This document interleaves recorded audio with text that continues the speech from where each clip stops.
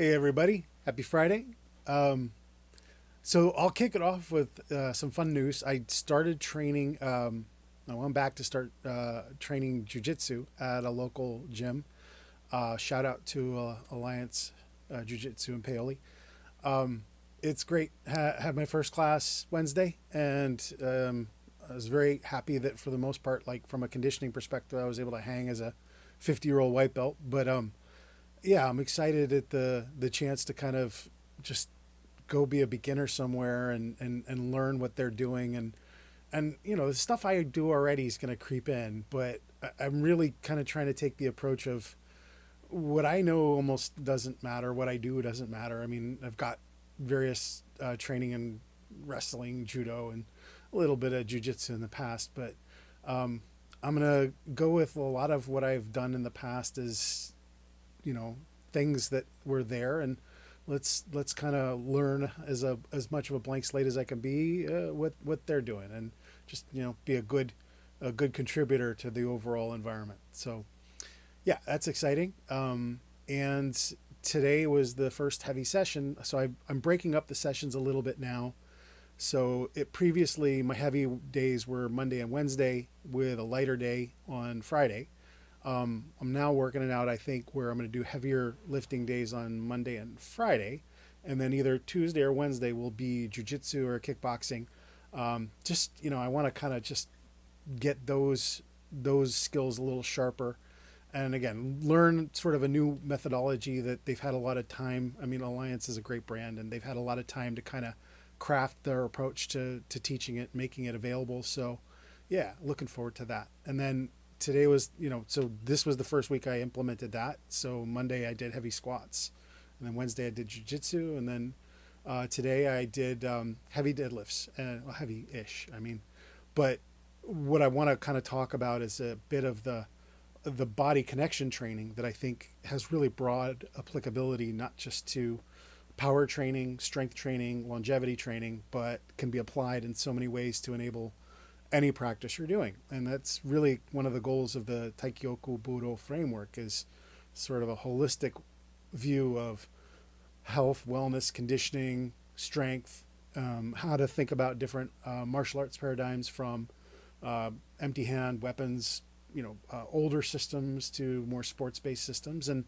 so I have to put my money where my mouth is and just kind of go involve myself in those scenarios as well. So while staying true to the pattern that I've established for myself in terms of taking control of my own training. So let's the first thing we're gonna do is we're gonna dive into some of the warm ups, the conditioning, and an area I want to spend some time in is the concept of old school Budo training has different, what they call, using the Japanese term, Taiso, which are often thought of as warm ups. An argument's been made amongst many of us in the circles that look at kind of practical internal strength, that the warm-ups are not necessarily just to kind of loosen the body. There's a core training aspect in the warm-ups, and probably best exemplified if I point to a figure in the Japanese martial arts is Morihei Ueshiba, the founder of Aikido. By all accounts, he was very powerful and very good, and then different arguments around how Aikido has been kind of changed and watered down over the years, versus people that still keep the martial integrity in the practice, versus people that augment it with other things. I was one of those people. But if you're going to find the connected strengths that make folks like Morihei Ueshiba and other well-known, well-regarded practitioners that have what's often thought of as hidden strengths and mysterious power, you have to kind of look, what were they doing that was different? And so I want to talk about the concept of connecting the body from the inside out, being able to bring the strengths in a connected and elastic fashion from the legs, the trunk, and the whole body, and out the hands through moving the whole body as a single unit. And we're going to look at that in terms of how I approach the warm-ups, and then we're going to look at it in terms of how I approach some basic pole shaking. I do a number of series, but this is going to be a very specific one. And then we're going to look at how I implement it when I do my deadlift sets. So that's the nut, and here we go. One thing I'll mention is you're watching these various iterations of warm up drills, and then into the pole shaking, and then into the deadlift pulls. All of these are along the theme of opening and closing the body, because if you look at old school training, even into modern training, it is the most efficient way of drawing upon the body's entire strengths and power available. So standing, we've already kind of talked about in terms of some of we were looking at the earlier this week Nikyoku series. So going back to opening and closing the body, really important to coordinate with the breath, how you're stretching the insides and how you're letting that kind of move your hands and arms, and as much as possible bypassing the shoulder.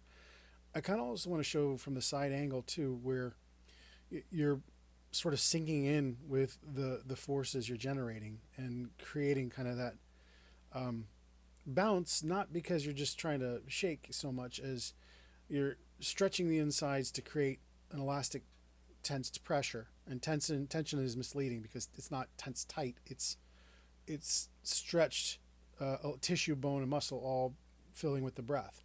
And so as you release it, it has to go somewhere. And so in this case, I'm letting it be absorbed back into the body.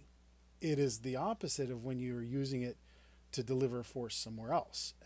But it is the core principle of how you're stretching the insides to create power to issue force as a hit. This exercise is based on the Taiso of Mokuso that, again, information was passed down to me. This was a favorite of Morihei Ueshiba, and I've modified it to be more about connecting the body and just staying loosely connected and shaking it with your legs in middle while keeping those connections. This variation is more about kind of moving the weight and balance from foot to foot, having transition points in between, even as you open and close the body, so that you're adding another movement concept. But staying connected, moving everything together, and then feeling kind of the open, close, elastic pressure, release, relax, all of those things working together. In this exercise, it's a variation of the Buddha attendant warrior from Chen Tai Chi.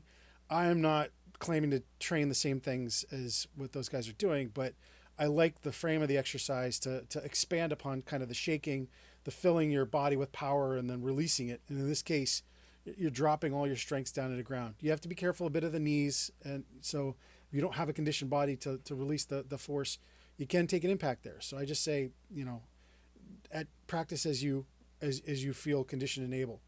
This one is starting to add a little more dynamic force to the open and close from a few different postures. I want to really pull the tissues and breath pressure in and then release it and then bring it back in, right? And then we'll do the same thing and emphasize the open. So the previous one we emphasized the close, this one we're emphasizing the open. And each one has its own dynamic pressure at the start and stop. And that's really what we're trying to find. Now we're going to do various sort of opening with balance, staying connected, and again, bringing those characteristics of holding the strengths and then releasing the strengths as you move a single unit. This is a variation on kind of a sumo shiko type of drill. They will do it much higher, and I do some of those too, but this is sort of just something I sneak in there to say, okay, am I staying connected? Can I hold my balance with the stretched pressure of the bone muscle tissue and the breath behind it? And that's it. That's as far as we're going on the warm-up. As we start to move in to kind of the pole shaking, the thing I emphasize here is all the things we did in the Taiso before are brought in here. You're bringing the breath, you're pulling in the bone muscle tissue, and then you're staying connected. This particular shake, I like to keep the hands in close to the body so they can really express the power you're generating through the whole body, through the hands, out the ends of the spear, or the pole in this case. This is a 9-foot nylon pole. It does not shake unless you give it a reason to. It's probably the best way to put it. Yeah, and then as we kind of finish this, I use the same expression of the open and close in my initial deadlift form, and I always start with the bar. And the idea here is that you're pulling in the bone muscle tissue, keeping the frame supported. And now this is 135 pounds, so keeping the frame supported here. Movement speed's good. This is not particularly heavy for me, so I don't really have to worry so much about how I'm keeping everything together recruiting now as we move up to 225. There's a little more oomph behind it, but still not particularly a challenge. Once we start to get into the high 200s, I'll start to pay more attention and more deliberate movement and making sure everything's working together. At this point, I'm still using a double overhand grip, and it's not a hook grip. I'm training the grip intentionally as I do this. I know there's various schools of thought on whether you should do that or not, but as I then move up into like 320 something, it's getting harder for me to keep the standard double overhand grip, and I lose it. So I say, okay, fine. To finish the last one in the set, I'm going to switch to a mixed grip and get one more pull in to complete the 5 of that series. Now at my working set, which is 363, this is the most kind of intentional, keep everything together, keep the breath pressure, the bone muscle tissue tight, and move everything as a single unit in a deliberate fashion rather than trying to be super explosive and dynamic. And again, last heavy set this week with new stimulus added, so I went conservative and just did the 5 standard of the program. I wanted to hold the last one to make sure I could.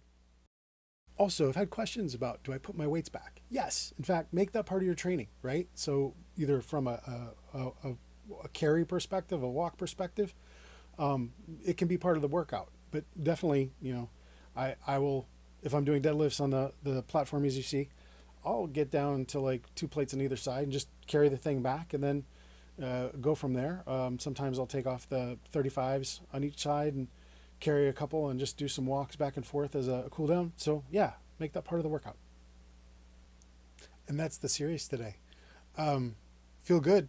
I was actually really pleased with even the day after my jiu-jitsu training. I was definitely sore. I felt the activation from the workout the night before, but it wasn't like unwieldy. Like I had started from just ground zero with no conditioning whatsoever. So I was really pleased. Definitely will be able to incorporate that training and conditioning paradigm, and today's strength work felt good, so we'll see how we go. Excited for the opportunities and path to continue this training module. Thanks. Have a great weekend.